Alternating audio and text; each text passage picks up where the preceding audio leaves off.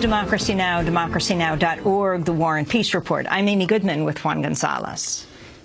At the G20 summit in St. Petersburg, Russian and Chinese officials, as well as UN Secretary General Ban Ki-moon, are urging the United States not to bomb Syria in response to last month's chemical weapons attack. The UN's Ban Ki-moon said, quote, "Let us remember every day that we lose is a day when scores of innocent civilians die. There is no military solution." Ban Ki-moon has repeatedly said a U.S. strike without authorization from the UN Security Council would be illegal. But on Thursday, the Obama administration declared there is, quote, "no viable path forward in the UN Security Council on Syria." U.S. Ambassador to the United Nations, Samantha Powers, accused Russia of holding the UN Security Council hostage.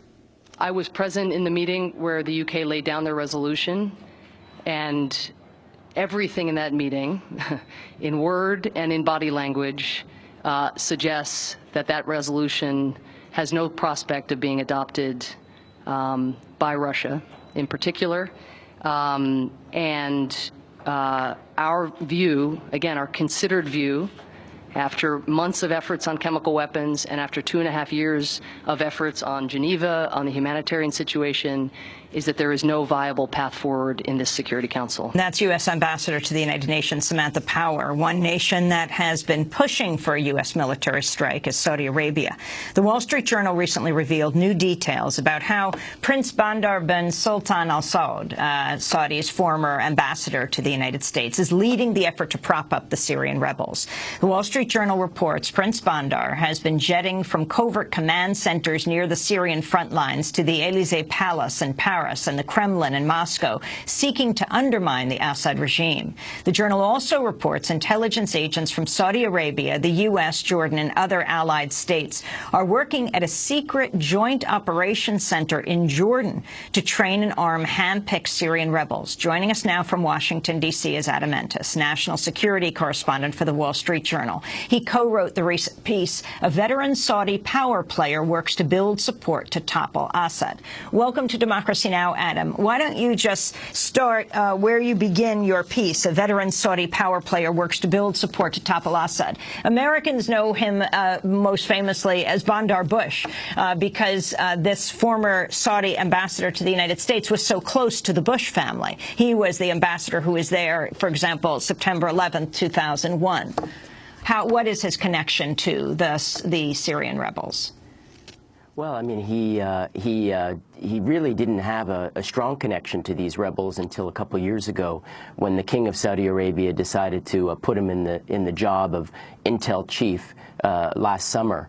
And since then, he's been very aggressive in arranging arms shipments and funding for these rebels. Really what he's doing is he's reprising a role that he played in the 1980s when he worked with the Reagan administration to arrange money and arms for Mujahideen fighters in Afghanistan, and also worked with the CIA in Nicaragua to support the Contras. So in many ways, this is a very familiar position for Prince Bandar, and it's amazing to see, the extent to which, veterans at the CIA were excited to see him come back because, in the words of a diplomat who knows Bandar, he brings the Arabic term wasta, which means under-the-table clout. His checks are not going to bounce, and that he'll be able to deliver the money from the Saudis. Well, your article provides enormous detail. For instance, the role of Jordan and the training, not only by the CIA but by Saudi forces. Could you talk about Jordan's role now in the training of the rebels? Right. So what happened was initially the Saudis, Qatar, Turkey, and to a certain extent the CIA in more of an observatory capacity had set up their operations for arming the rebels out of Turkey. About a year ago, a little over a year ago, the Saudis were watching as these arms were flowing in, and were concerned that they were going to what the Saudis and what the Americans would consider to be the wrong rebels. And this would include Islamist groups, Muslim Brotherhood-connected groups. And so they decided to pull out of Turkey and move to Jordan. They convinced the king of Jordan, who was a little bit reticent initially to accept this being done in their territory, because they were worried about reprisals, where, for example, there are large refugee camps for Palestinians just north of the Jordan-Syria border inside Syria. And the fear for the Jordanians was that the Syrians would literally push those refugees into Jordan and further destabilize the kingdom. And what we found in our reporting is that Bandar spent many hours with the king and with his military chiefs, reassuring them that the Saudis would support the Jordanians through this. And then CIA Director David Petraeus was involved as well in helping assure the Jordanians that the U.S. would have Jordan's back. And last summer, they created this operations center. And what would happen, what is happening now is you have actually more CIA officers now there at that base than there are Saudi personnel. They fly weapons in. The Saudis are the ones who are doing the bulk of this. They buy the weapons largely in places like Eastern Europe, to a certain extent Libya, and they bring them to this base, which has a landing strip and storehouses for the weapons to be stored. The Saudis and the Jordanians, draw on defectors largely from the Syrian military, which already have a good degree of military training, and they're brought to this base where different intel agencies train them, and the Americans are there, the Brits are there, the French are there, the Saudis, UAE is there, and they train them, and then they send them into the fight. But very, very slowly, this process has been built up over the last couple months. And you report as well, again in a replay of Afghanistan, that the CIA is not only training some of these rebels, but actually has put key figures of the Free Syrian Army on the payroll. Right. It's a very interesting development which we learned of as part of the reporting, which is, the United States is not at war with Syria, so this is obviously being done covertly with the CIA. The Saudis were instrumental in getting the CIA to agree to pay these salaries, and the idea here is if these FSA commanders receive American money, the U.S. is building loyalty and building relationships that would last into the future. And that's the main rationale with these payments that are being made.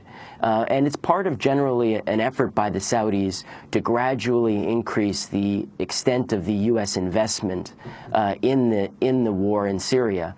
And it's been slow going as far as the Saudis are concerned, because the CIA remains divided and skeptical about whether or not this has a chance of succeeding.